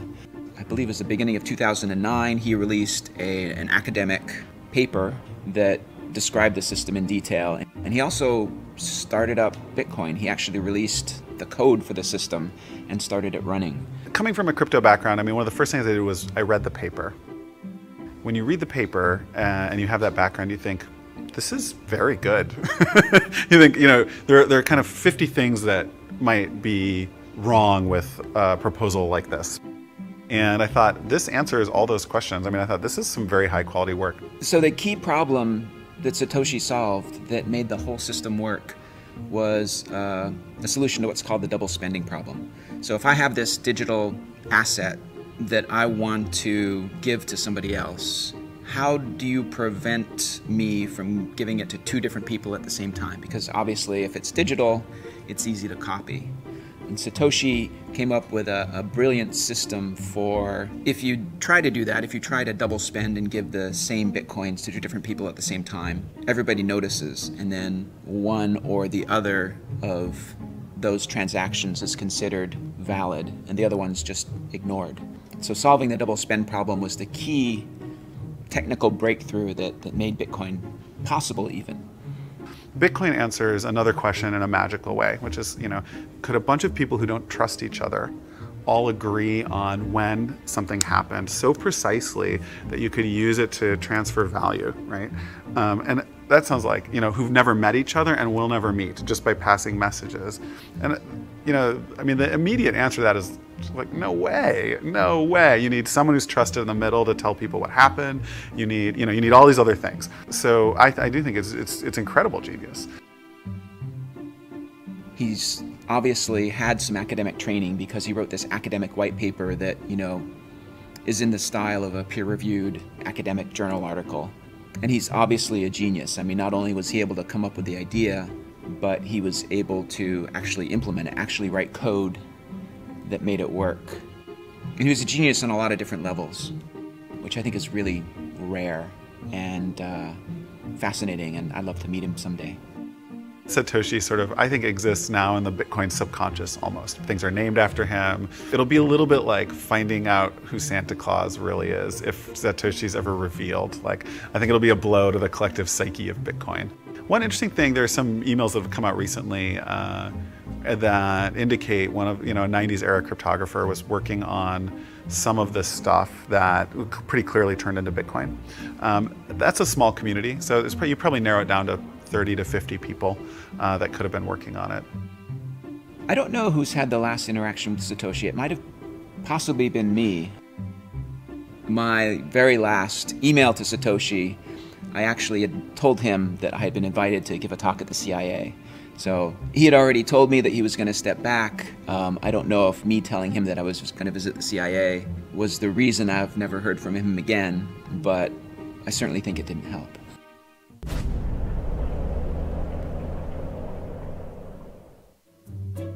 Satoshi brilliantly designed the incentives so you don't need to pay anybody to, make sure that all transactions are valid, because they get paid by the system itself. The reward for doing the work of processing transactions and making sure that there are no double spends is tied into the creation of new Bitcoins. So the people who are being awarded new Bitcoins are the same people who are making sure that double spends don't happen. So that's the way new Bitcoins come into existence, is you have these people who are validating the Bitcoin transactions, who are called Bitcoin miners, for the work of validating transactions and making sure that nobody cheats. They're awarded new Bitcoins. But then you need a way to limit the money supply, because validating the transactions is pretty quick. So there's actually a process called proof of work, where the miners have to run this algorithm that takes a lot of CPU time. You can think of it like pulling lottery tickets. So all of the miners on the network are all, they all validate the transactions, and then they're all kind of participating in this lottery to see who will be awarded Bitcoins.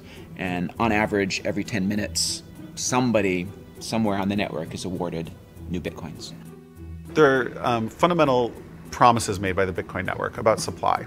And the supply function's too complex to say out in words, but what you could think of is like every 4 years, about half the remaining Bitcoins are given out, okay? So for the first 4 years, every 10 minutes, 50 were given out.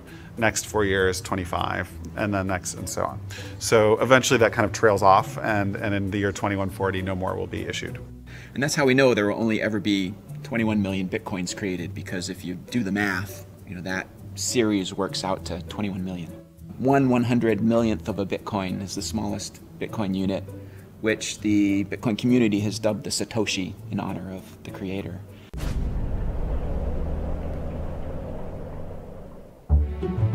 I got into it sort of the same way that a lot of the smart tech guys I know do, where they hear about it and it reminds them of something from like a science fiction novel that they read as a kid.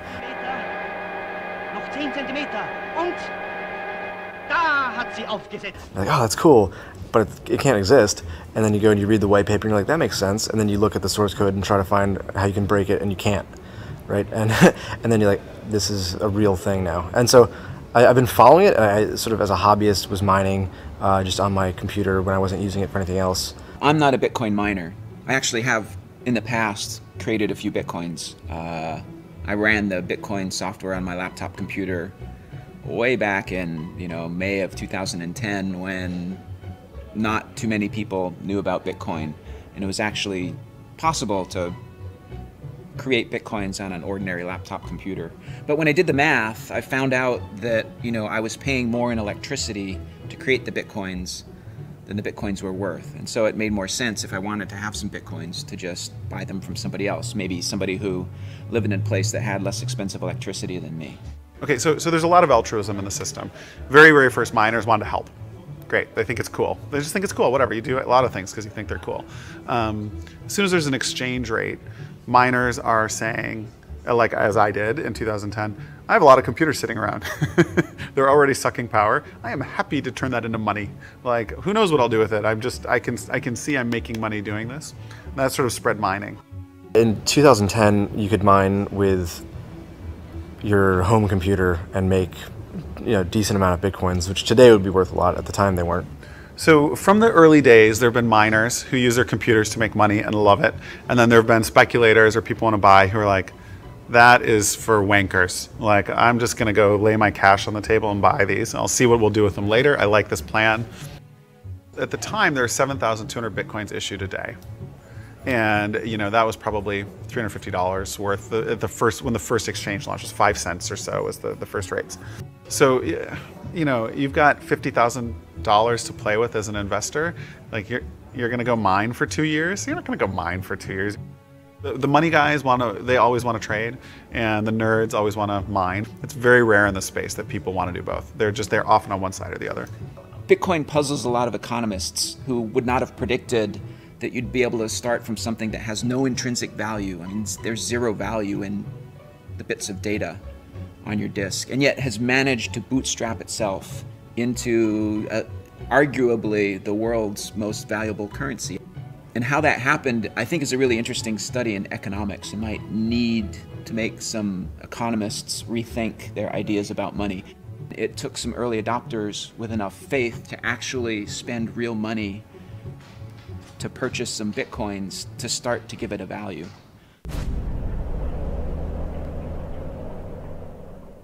The earliest adopters, at least that I knew of, who wanted Bitcoin were people who wanted something that was completely democratized, it was completely decentralized. They wanted something that was anonymous. They wanted something that was completely outside spending in the warfare welfare state. The early adopters of Bitcoin were really attracted to it as a very hard money. I mean, Bitcoin has a fixed money supply, which appeals to a lot of people who believe that central banks creating money whenever they feel like it is a really bad idea. So I think you saw a lot of early adopters that were really attracted to Bitcoin for economic reasons.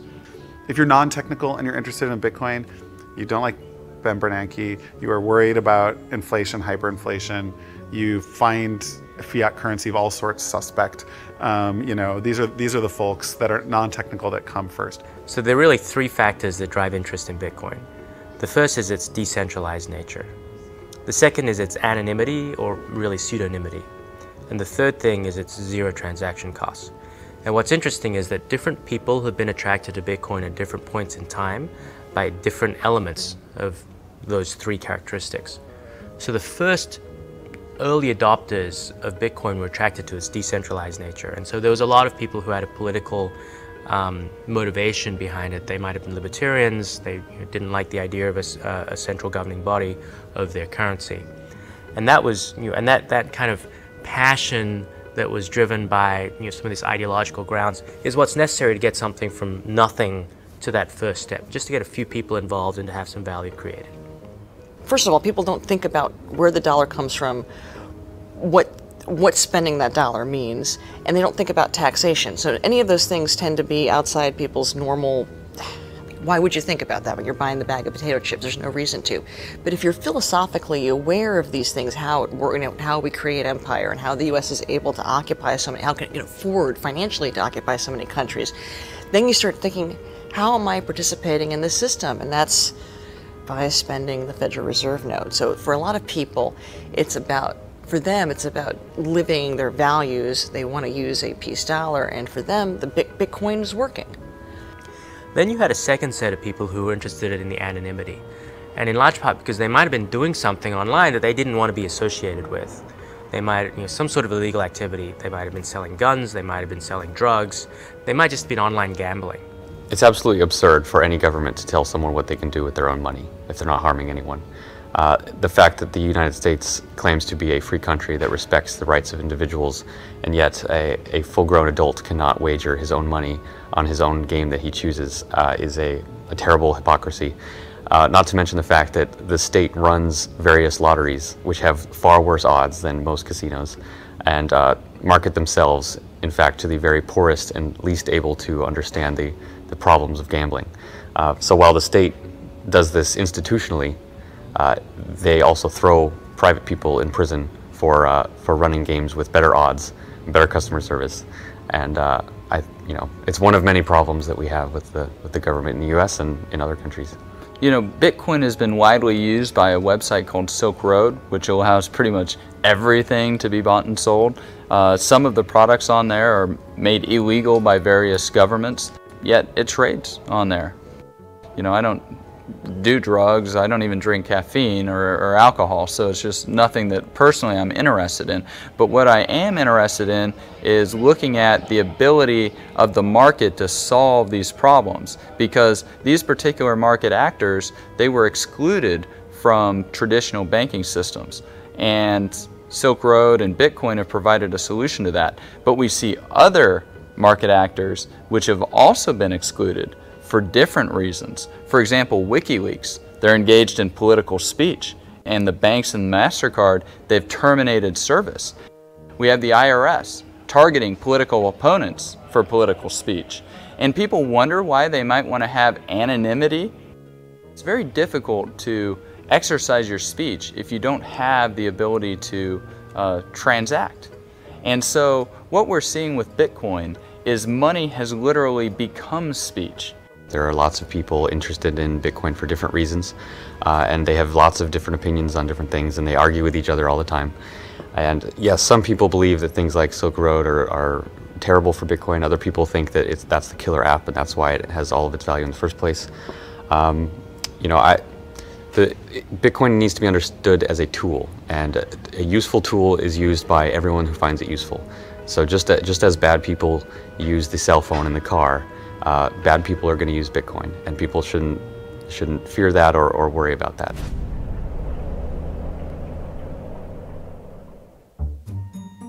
Now, the trouble with both of those groups of people is that they're just not that large. There aren't that many people who are passionate enough about their politics that they will adopt a new currency. And there aren't that many people breaking the law, in wholesale ways.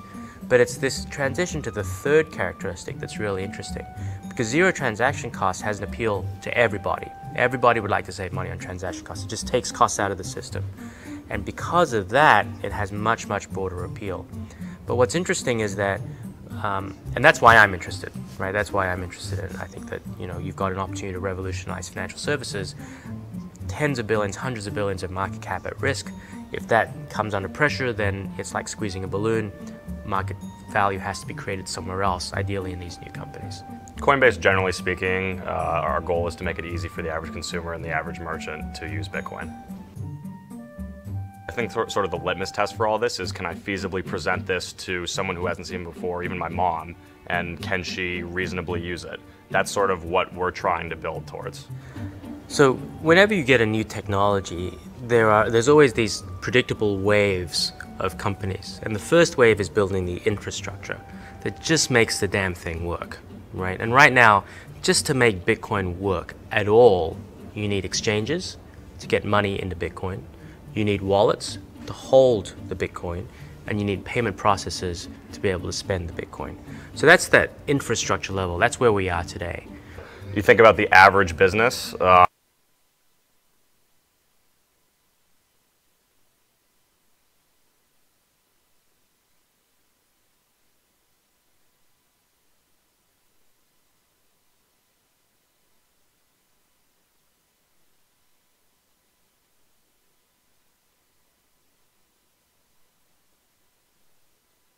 Storica, blockchain-powered global marketplace for local businesses.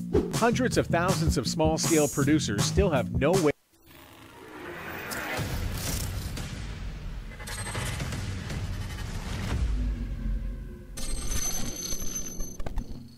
What's going on, everyone? My name is Nicholas Merton here at DataDash, and today is December 4th of 2017. Well, folks, today we have a very large cryptocurrency project to talk about on the DataDash channel. It's one that many of you over the past week have gained more and more interest in, and as I've gotten more and more requests to cover this project, I've wanted to cover it more myself as I learn more and more. Over the past week, I've spent some time extensively researching into the project, trying to get a grasp of it, and really trying to break down the supposed potential behind the project that a lot of people are getting excited about.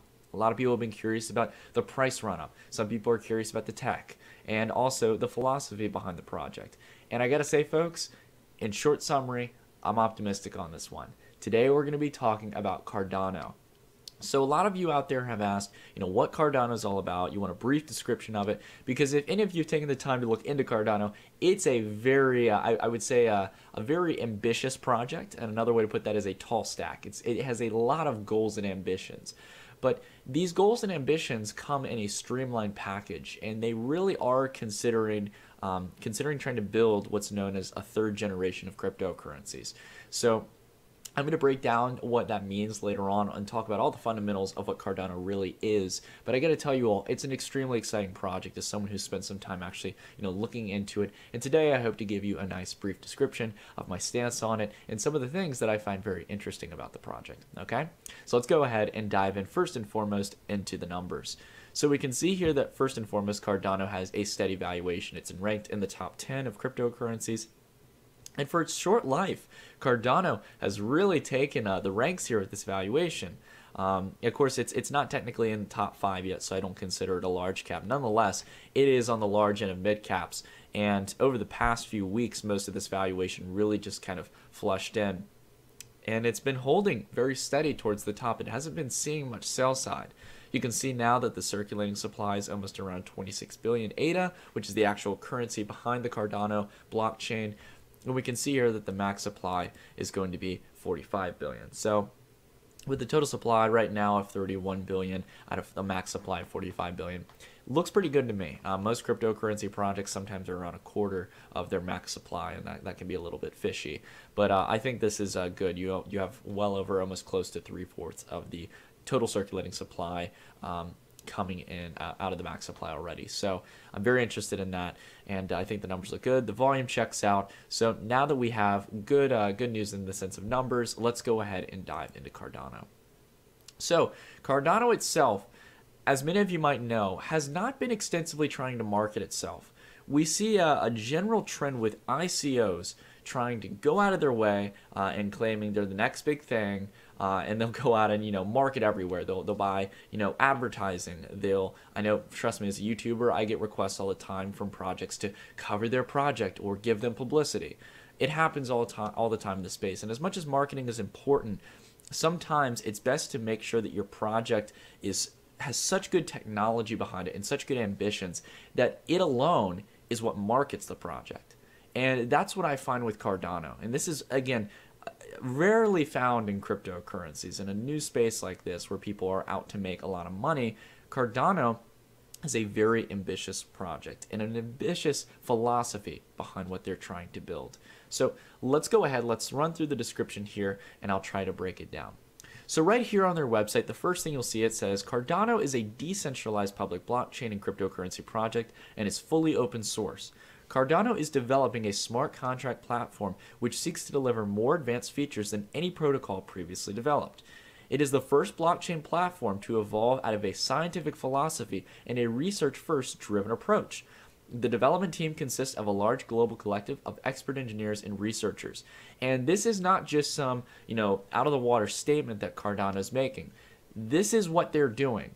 Cardano itself, at its core, really is based around a scientific foundation. It believes that you can take a lot of scientific applications of computer science, computer engineering, and you can apply that research basis onto a cryptocurrency project. And, it seems so simple at the end of the day that someone would try to do something like this. But really, if you look around the cryptocurrency space, most people haven't. I'll give you, a little bit of statistics here. Around 90 to 95% of cryptocurrency projects are a ripoff of the Bitcoin source code or the pure coin, which was the first proof of stake coin source code, and they've just made small modifications to it. So there's not a crazy amount of innovation in the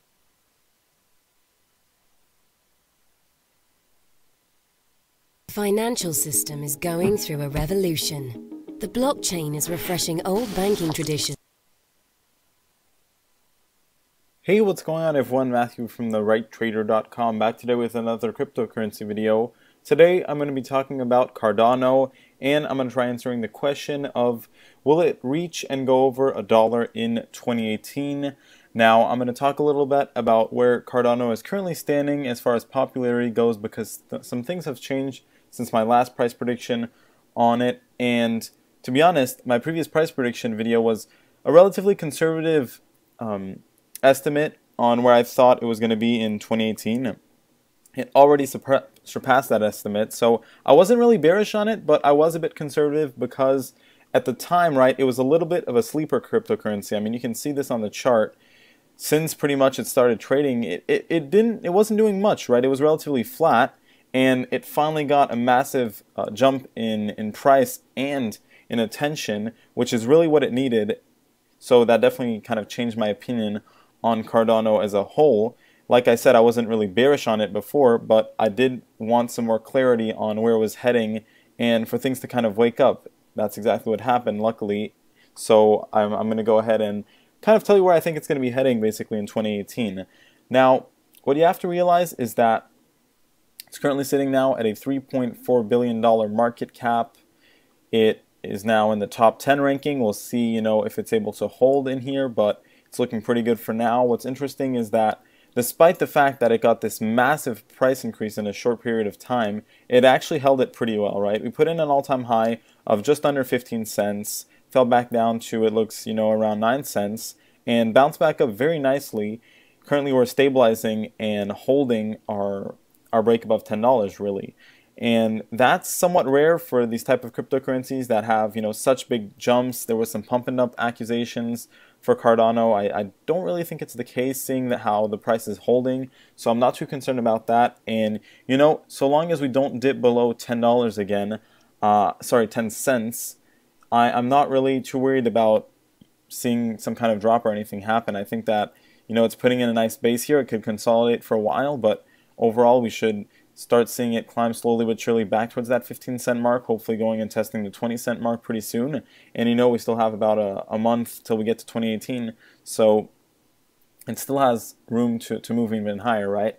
Obviously, getting to $1,000 would, I'm messing up my price on Cardano. Getting to $1 would be about a 750% increase, and you know, that's not that much when you really think about it. Now, of course, it is becoming one of the bigger cryptocurrencies, and that will make it a bit harder for, you know, to see a big move like that, but it's not impossible, right? I've made some updated price prediction videos on IOTA and Litecoin, and it looks like those two have a good chance of heading towards maybe around a $25 billion market cap by the end of 2018, and, you know, there's really no reason why Cardano couldn't do something similar to that, and maybe a little bit less, just because it doesn't have, you know, yet the same popularity as Litecoin or IOTA. But if it gets a second wave of attention like it did here, right, with the price increase, it could definitely be, you know, competing with those two very nicely. Obviously, Cardano is kind of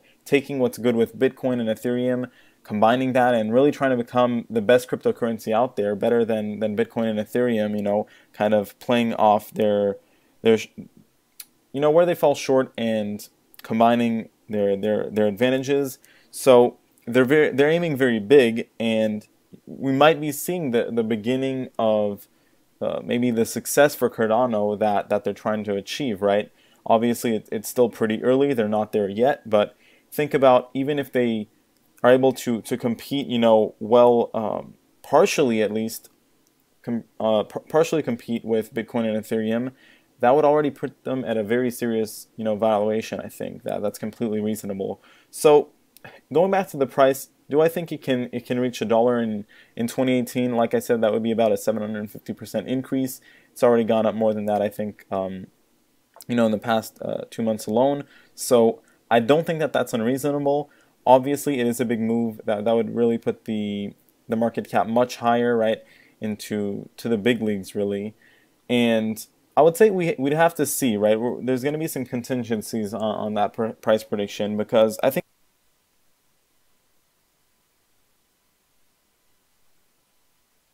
we have a user-friendly drag-and-drop visual interface, the Signal Strategy Builder. I'm very likely to just pin that at the top of my post, because I'm not trying to tell you what to think. I'm just trying to explain what I think and then how I reach that conclusion. And I think that the first thing that you should do, if you're going to listen to me, is you should go and listen to people that disagree with me and make the decision for yourself. So I really appreciate this comment, Juan, and I see you have your Ether.